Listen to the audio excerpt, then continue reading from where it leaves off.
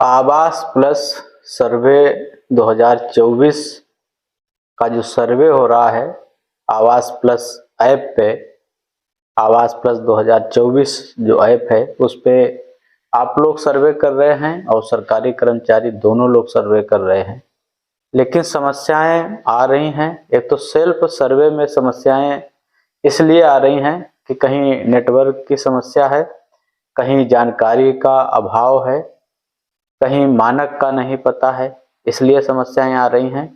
और सेल्फ सर्वे के अलावा जो सर्वेयर हैं, जो सचिव ग्राम पंचायत हैं, सहायक विकास अधिकारी स्तर के लोग हैं, जेई वगैरह भी लगे हैं इसमें सर्वे में, तो ये लोग भी सर्वे कर रहे हैं।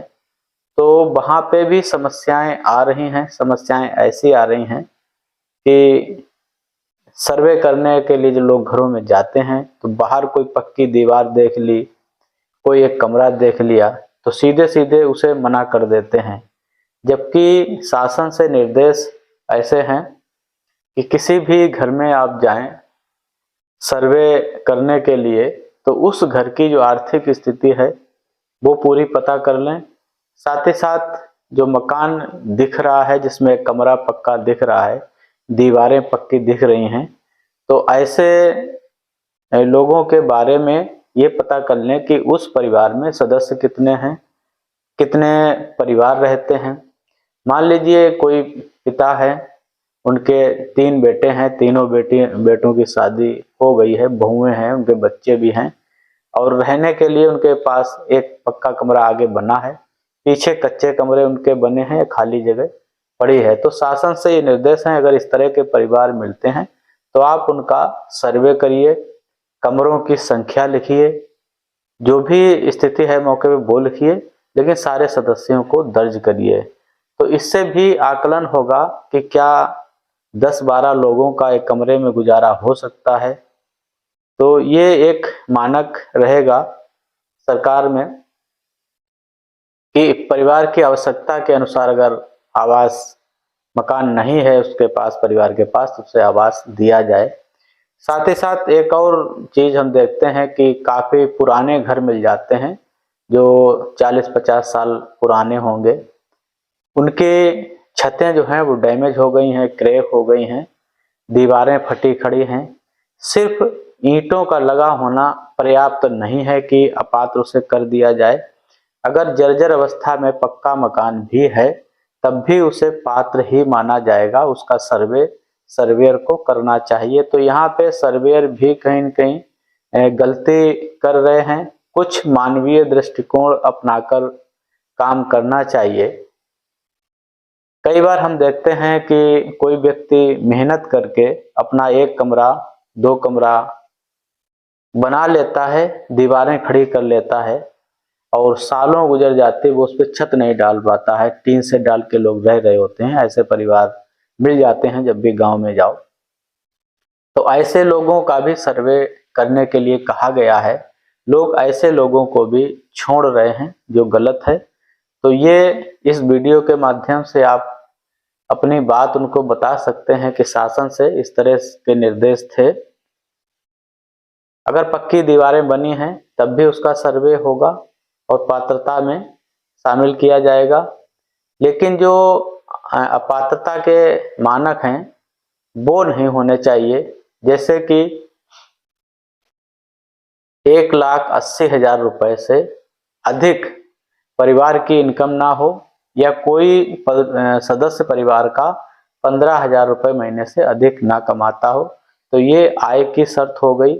घर में कोई 3 पहिया 4 पहिया वाहन नहीं होना चाहिए, ट्रैक्टर वगैरह नहीं होना चाहिए, कोई व्यक्ति इनकम टैक्स ना देता हो परिवार का, कोई प्रोफेशनल टैक्स ना देता हो।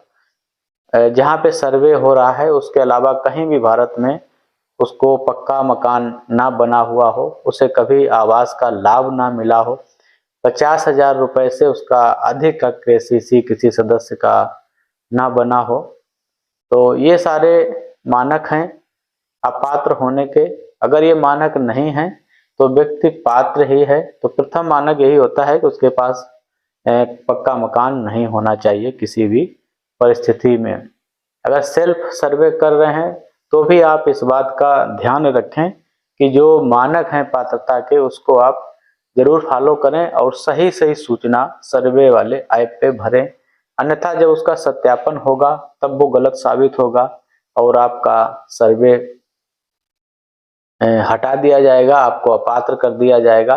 तो ऐसी परिस्थिति ना खड़ी हो, सर्वे के बाद में ऐसी परिस्थिति ना खड़ी हो कि आपके द्वारा जो सर्वे किया गया हो वो किसी भी अधिकारी के द्वारा जांच में वो गलत साबित हो जाए।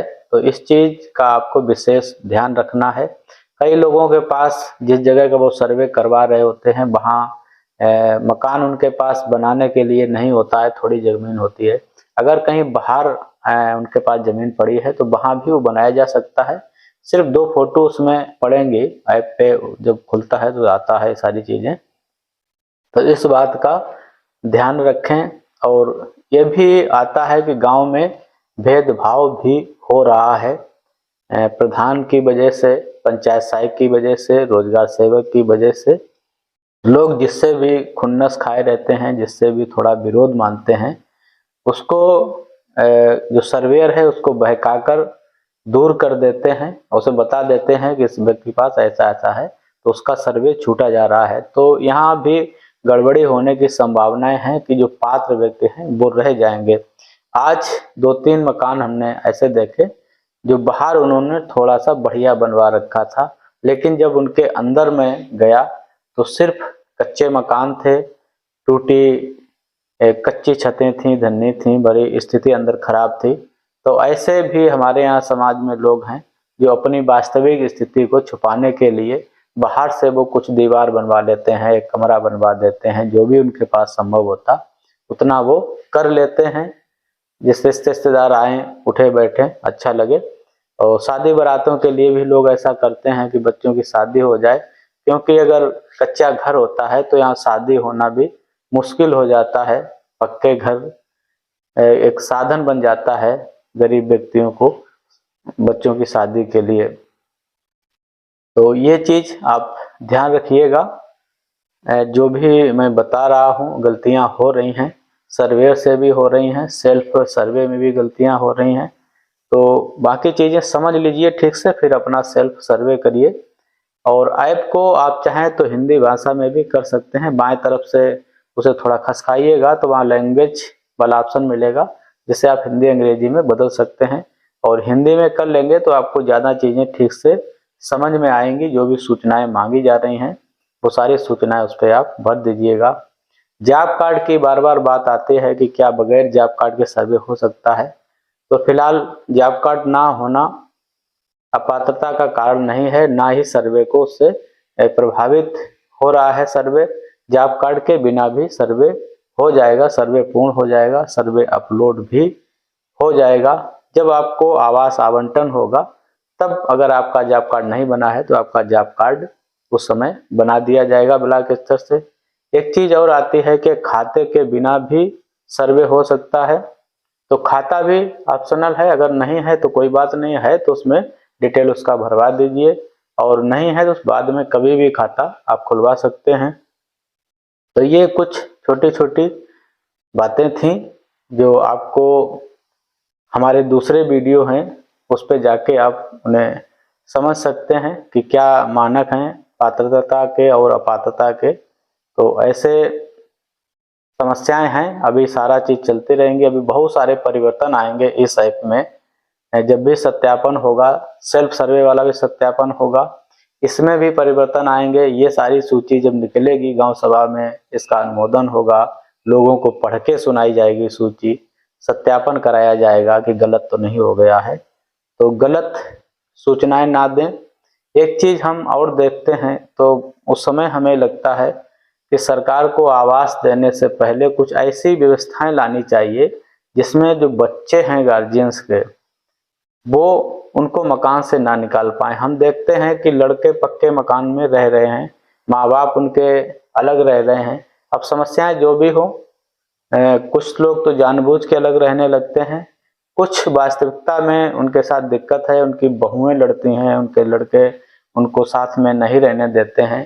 जो पक्का मकान बना हुआ होता है वो लड़के ले लेते हैं, और जो माँ बाप होते हैं वो कहीं दूसरी जगह रहने लगते हैं, कच्चे में, छप्पर में या पल्ली डाल के। तो ऐसा ना हो। लड़कों के पक्के मकान बने हैं तो माँ बाप भी अपात्र हो जाते हैं, लेकिन मानवीय दृष्टिकोण से कभी कभी ऐसा करना पड़ता है कि माँ बाप को भी शामिल करना पड़ता है। लड़के भले पक्के मकान में रह रहे हों तो ऐसी परिस्थिति भी आती है। कभी कभी लोग दिखाने के लिए अपना कहीं न कहीं जाके छप्पर डाल लेते हैं, पल्ली तान लेते हैं, अपना उसमें गृहस्थी रख लेते हैं।